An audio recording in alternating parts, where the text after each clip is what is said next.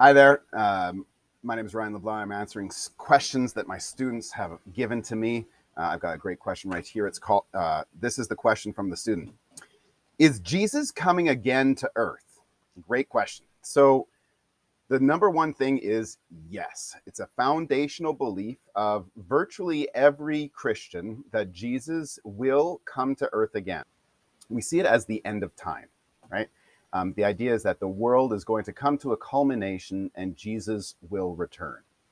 This is really well founded in the Gospels, the words of Jesus, the understanding and the teaching of the apostles, especially St. Paul. We have a big book called Revelation at the end of the Bible. And they all point towards, at the end of the book of Revelation, it says at the end of everything, God will create a new heaven and a new earth where all of humanity will have, through the grace of God, will have the opportunity to live forever in beauty and in enjoyment and in relationship with God without any sort of illness or fear or sin or strife or conflict. So this fundamental image that what we're experiencing right now, while very often life on this earth and life during this time can be very difficult, that difficulty is not to be understated. Sometimes it just sucks, right?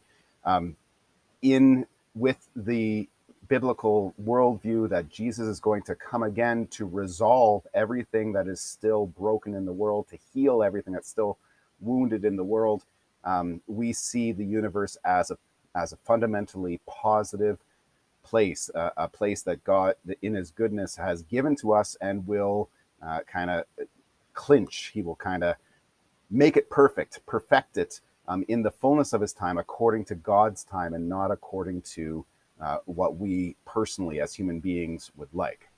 So Jesus coming back to earth, sometimes that's known as the second coming. Because of understandings of the book of Revelation, sometimes it actually sells a lot of messages and books and sermons and stuff like that about panicking about the end times, like at the end of the world, really terrible things will happen. I would just offer a short Christian Catholic interpretation that the book of Revelation actually is not about all these terrible things that are going to happen, but rather the idea that in humanity, in our human history, terrible things happen. And the Bible doesn't prove that human evil exists. It just takes it for granted and speaks into that world that's full of evil and suffering, and attempts to communicate to us in the way that we can understand how a good God can still work with such a universe that has evil that is so obvious to us in it. Okay, so Jesus coming at the end of time. The last thing I want to mention about this is the idea of judgment. So the idea of this is a universal judgment that every human being that has ever existed will stand before God, and the idea is that Jesus will come to judge the living and the dead. And sometimes that makes that well, it's easy to misunderstand that, or some of the understandings about that lead us away from peace and not into the security of a loving God and of Jesus, who came to show God's love to us. So Jesus coming to judge the living and the dead, He judges with perfect judgment and He judges with perfect mercy. And both of those are better and higher than anything humans can do in that. One of the things is, along with the world being an evil place, people do evil things.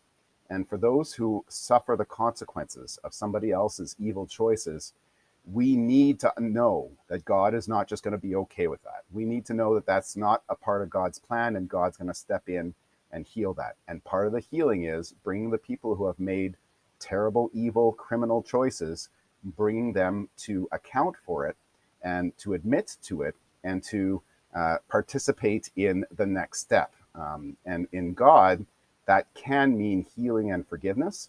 And for us, in our human freedom, it also can mean refusing God's healing and forgiveness. So we can refuse God's mercy and we can experience damnation.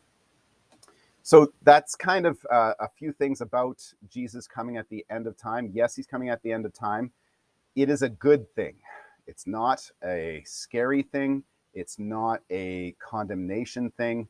The Jesus who came so that God loved the world, so that anyone who believes in Jesus will have eternal life and not be condemned. That's the same Jesus who's going to come at the end of time. Thanks for watching and listening to this answer. I'll see you in the next video.